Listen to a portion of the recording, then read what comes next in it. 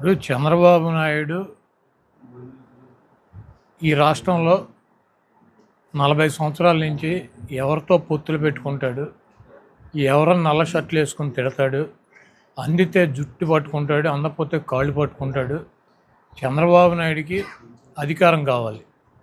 ఆ అధికారం అతను ఒక్కడిగా వైసీపీ మీద పోటీ చేస్తే ఎట్టి పరిస్థితుల్లో గెలవడని అతనికి తెలుసు. కాబట్టి పవన్ కళ్యాణ్ ఇంటికి వెళ్ళి పవన్ కళ్యాణ్ కాళ్ళు పట్టుకున్నాడు, పవన్ కళ్యాణ్ గొంతు కోసాడు. బీజేపీని గతంలో కలిసి పోటీ చేసి అది మతత్వ పార్టీ అని చెప్పాడు. దానివలన ముస్లింలు ఇబ్బంది పడుతున్నారని చెప్పాడు. ఆ పార్టీతో పొత్తు పెట్టుకుని నేను తప్పు చేశానని చెప్పాడు.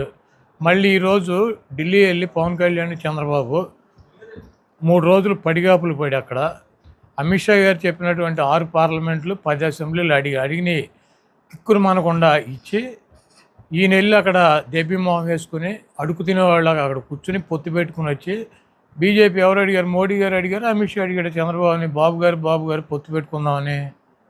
ఇవన్నీ సొల్లు కబుర్లు. ఈ రాష్ట్రంలో ఉన్నటువంటి మైనారిటీస్కి తెలుసు, క్రైస్తవులకి తెలుసు, హిందువులకి తెలుసు. చంద్రబాబుకి దేవుడి మీద నమ్మకం లేదని, ఏ మతాన్ని కూడా గౌరవించడని, ఏ కులాన్ని కూడా గౌరవించడని, అతని అధికారం అనేటువంటి కులాన్ని తప్పించి దానికోసం గాడిద కాళ్ళైనా పట్టుకుంటాడు, లేకపోతే ఏ అడ్డమైనటువంటి గడ్డి కరవటానికి కూడా వెనకాడినటువంటి నీచుడు నికృష్టుడు చంద్రబాబు అని చెప్పి రాష్ట్రంలో ఉన్నటువంటి ముస్లిమ్స్కి తెలుసు, క్రైస్తవులకి తెలుసు, హిందువులకి తెలుసు, అందరికీ తెలుసు. ఆ తెలుగు తమ్ముళ్ళకి ఎన్నో ఆయన వెనకాల తిరుగుతున్నటువంటి ఆ పనికిరానటువంటి 10 మందికి తప్పించి అందరికీ తెలుసు. వాలంటీర్లు చూసి టీడీపీ పార్టీ వాళ్ళు భయపడుతున్నారు సార్. వాళ్ళని స్లీపర్ సెల్స్ అంటున్నారు, నక్సలైట్లు అంటున్నారు. ఇప్పుడు జనరల్గా ఏంటంటే వాలంటీర్లు 5 సంవత్సరాల నుంచి ప్రజలతో కలిసి వాళ్ళకి కావాల్సినటువంటి ప్రతి అవసరాన్ని తీర్చినటువంటి వ్యక్తుల్లో వాలంటీర్లు ఉన్నారు. వాలంటీర్లు వైఎస్ఆర్ కాంగ్రెస్ పార్టీ కార్యకర్తలు, వాలంటీర్లు వైఎస్ఆర్ కాంగ్రెస్ పార్టీకి అనుకూలంగా ఉంటారు. వాలంటీర్లను నియమించింది వైఎస్ఆర్ కాంగ్రెస్ పార్టీ ప్రభుత్వం కాబట్టి వాళ్ళు ఇన్ఫ్లుయెన్స్ చేస్తే కొంత ఓటు వైసీపీకి మళ్ళేటువంటి అవకాశం ఉంటుంది. కాబట్టి వాళ్ళ మీద దుష్ప్రచారం చేయాలని చెప్పి పవన్ కళ్యాణ్ గారు వాలంటీర్లు వస్తే తలుపులు తీయమాకండి, వాలంటీర్లు మహిళల్ని ట్రాప్ చేసి విదేశాలకు అమ్మేస్తున్నారని చెప్పి రకరకాలుగా ప్రజలను భయపెట్టే ప్రయత్నం చేశాడు. మరి చంద్రబాబు నాయుడు గారు వాలంటీర్లు అంటే మూటలు మోసే ఉద్యోగం, కుండలు గడిగే ఉద్యోగం, వాళ్ళొక ఉద్యోగాలు అయ్యి వాళ్ళు పనికి మాలినాళ్ళు అని చెప్పి చంద్రబాబు నాయుడు గారు తిట్టాడు. మళ్ళీ ఏంటంటే వాలంటీర్లకు జీతం పెంచానంటాడు.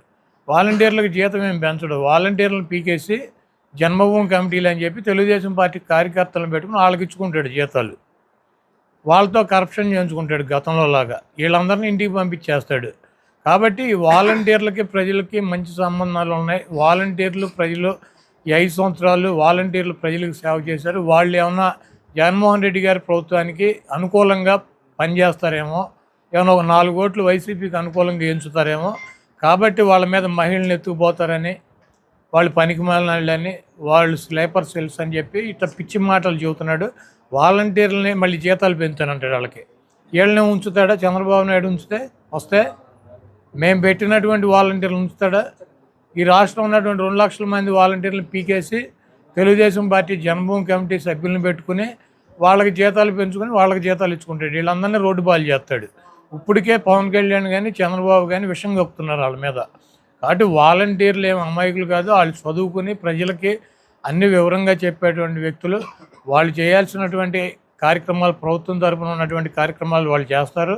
ఒక పౌరుడిగా, ఒక పౌరురాలిగా ఈ రాష్ట్రంలో ఏది మంచి ఏది చెడు వాళ్ళకి స్వతంత్రంగా ఎవరికైనా సరే ఓటేసుకునేటువంటి హక్కు ఉంటుంది. అదేవిధంగా వాళ్ళకి మంచి అన్నది ప్రజలకు చెప్పేటువంటి హక్కు కూడా వాళ్ళకు ఉంటుంది. అది ఎలక్షన్ కమిషనో లేకపోతే జ్యుడిషియల్లో ఎవరో కూడా ఆపటానికి సంబంధించినటువంటిది కాదు. ప్రభుత్వ ఉద్యోగైనా ఓటేసుకోవచ్చు. ప్రభుత్వ ఉద్యోగి ఓటేసుకోకూడదా? ప్రభుత్వ ఉద్యోగి వాళ్ళకి సంబంధించినటువంటి వాళ్ళ బంధువులకో వాళ్ళకో పలానా వాళ్ళకు ఓటేయమని చెప్పేటువంటి హక్కు లేదా? ఇవన్నీ కూడా ఉంటాయి. కాకపోతే బహిరంగంగా వచ్చి ఎన్నికల్లో ప్రచారం చేయకూడదు. కాబట్టి వాలంటీర్లని నేనే ఉద్ధరిస్తానని కూసేపు, జీతాలు పెంచుతానని కూసేపు, కొంతమంది సేపేమో స్లీపర్ సెల్స్ అని, కొంతమంది సేపేమో పనికి మాలినాళ్ళు మూటలు మోసేవాళ్ళని, కొంతమంది ఏమో ఆడపిల్లల్ని ట్రాపింగ్ చేసి విదేశాలకు అమ్ముకుంటున్నారని ఇట్లా రకరకాలుగా ఏం చేయాలో తెలియని పరిస్థితిలో చంద్రబాబు నాయుడు పవన్ కళ్యాణ్ కొట్టుమిట్టాడుతున్నారు. చంద్రబాబు నాయుడికి ఇప్పుడు జరిగే ఎన్నికలు ఆఖరి ఎన్నికలు ఇవి. ఆ తర్వాత ఎన్నికలు అయిపోయినాక జూన్ 4వ తారీఖు తర్వాత చంద్రబాబు నాయుడు పేరు ఎత్తేవాడు కూడా ఈ రాష్ట్రంలో ఎవడు ఉండడు. ఈ వాలంటీర్ వ్యవస్థ అనేది లేకపోతే కరోనా టైం ఎలా ఉంది సార్? ఇప్పుడు వాలంటీర్ అనేవాడు ప్రజలకి ఎంత అవసరమో, ప్రజలతో ఎటువంటి సంబంధాలు ఉన్నాయో, పవన్ కళ్యాణ్ గారు మాట్లాడేటువంటి మాటలో, చంద్రబాబు మాట్లాడేటువంటి మాటలో, వాళ్ళు 10 లక్షల మందితో బహిరంగ సభ అంటాడు. 10 లక్షల మంది బహిరంగ సభలో చంద్రబాబు ఏం మాట్లాడు? మోడీ గారు వచ్చినప్పుడు వాలంటీర్ల గురించి మాట్లాడాడు.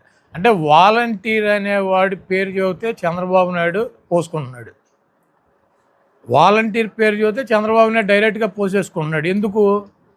వాలంటీర్కి ప్రజలకి మంచి సంబంధాలు ఉన్నాయి. వాళ్ళకి వీళ్ళకి ప్రతి వాలంటీర్కి ఒక 50-60 ఇళ్లతో మంచి సంబంధాలు ఉన్నాయి.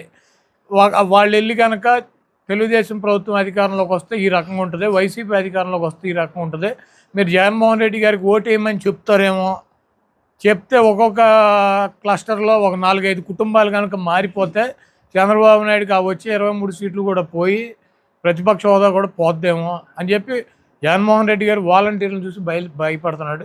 వాలంటీర్ అనేది వైఎస్ఆర్ కాంగ్రెస్ పార్టీకి ప్రజలకి మధ్యలో వారధులుగా బ్రహ్మాండంగా పనిచేసినటువంటి వ్యవస్థ అది. ఆ వ్యవస్థనే ఎన్నికల్లో మేము ఉపయోగించుకోవాల్సిన అవసరం లేదు.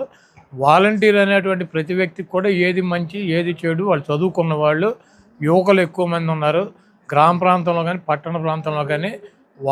వాళ్ళకి ఏది మంచి అనిపిస్తే అది డెఫినెట్గా ప్రజలకు చెబుతారు. వాళ్ళకి ఏది మంచి అయితే, ఏ పార్టీ అధికారం ఉంటే మంచి అయితే అది బెటర్ పార్టీ అని చెప్తారు. డెసిషన్ తీసుకోవాల్సింది అయితే ప్రజలే కదా, చెప్పడం వరకు వీళ్ళ బాధ్యత ఉంటుంది.